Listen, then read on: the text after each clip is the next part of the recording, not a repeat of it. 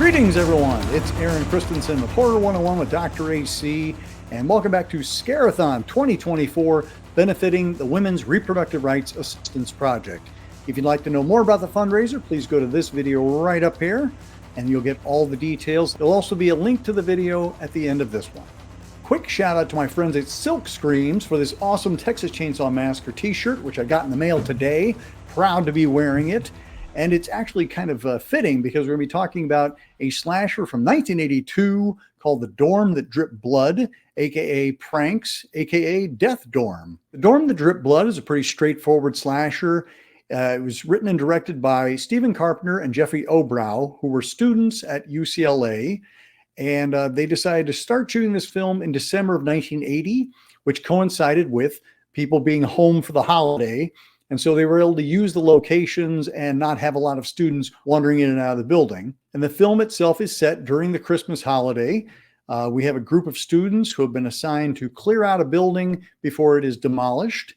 And as the weekend goes on, various members of the group start getting bumped off. Now, Carpenter and Obrow went on to create one of my favorite rubber monster movies, The Kindred, which was released in 1987 and well worth checking out. And I said that The Dorm That Dripped Blood is a pretty straightforward slasher. That is true, because we only have a group of like 4 or 5 kids on hand. You think, well, maybe it's not going to be that big of a body count, but they end up bringing people in from right, left, and sideways so there were going to be more murders on screen.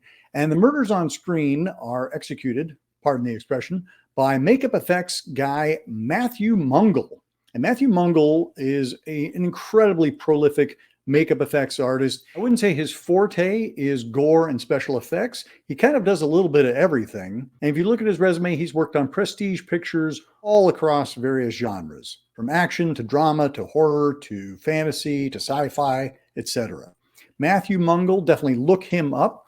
But this was his first horror film, and he really went to town. He was also relatively young and hungry, and so he wanted to make a good impression, and he has some amazing set pieces that still hold up pretty well. And in fact, they were so well created that the film ended up on the BBFC's, that's the British Board of Film Censors, infamous Video Nasty list. And for those who aren't aware, the Video Nasties were a list of movies that had been deemed dangerous to the general public. And people who sold or possessed these videotapes could literally be fined and jailed just for the possession of a videotape. And let me just say, those who do not learn from the past are doomed to repeat it. And Matthew Mungle's effects were so well created that the BBFC just had a field day chopping it out. I think they lost about 5 minutes worth of footage. And what's great is that this new release from Synapse Films restores all of that missing footage. You get to see just how impressive those effects were. There's a nice side-by-side comparison where somebody's getting their head drilled and you see what it was like in the uncut version and you see what the cut version looked like. Basically, the uncut version, it's a real showstopper with the drill going into the head and blood flying everywhere. And the cut version, you get to see the guy grabbed on the shoulder, you see the drill, and then you see blood splatter against the wall, and then you see the dead body fall to the ground. It basically takes a minute to 90-second sequence and trims it down to about 5 seconds. So thanks to Synapse Films for providing us with the uncut version so we can see it in all its glory. Film also marked a couple of important debuts. We had actress Daphne Zuniga, who would go on to perform in The Sure Thing opposite John Cusack, as well as The Fly 2, and composer Christopher Young, who would go on to create the soundtrack for Hellraiser, among many other things.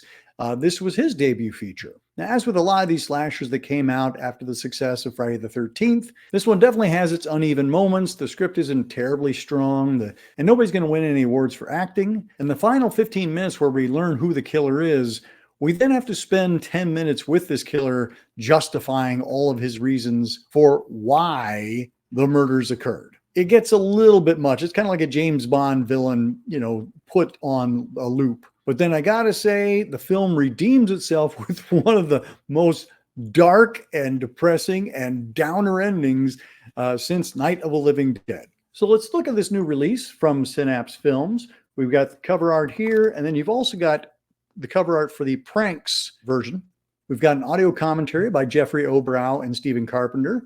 There's also an interview with Matthew Mungle and Christopher Young. There's also an audio option to listen to the isolated music track by Christopher Young. And of course, the most special feature is the fact that we get the uncut film in high def for all of us to appreciate. I'm a big slasher fan, so it's great to be able to see this film in its uncut glory because it is pretty darn glorious. So that is The Dorm That Dripped Blood from 1982. And this is Scare-A-Thon 2024, benefiting the Women's Reproductive Rights Assistance Project. Please make a donation. We are the back half of October. If you've been enjoying Scare-A-Thon, please, now is the time to make a contribution. No donation is too large or too small. Even $1 makes a difference. So please hit that link below in the description of this video and let your voice be heard today. Thank you so much. We'll be back later on tonight with our third installment of Box Set Thursdays. Have a great day, everybody.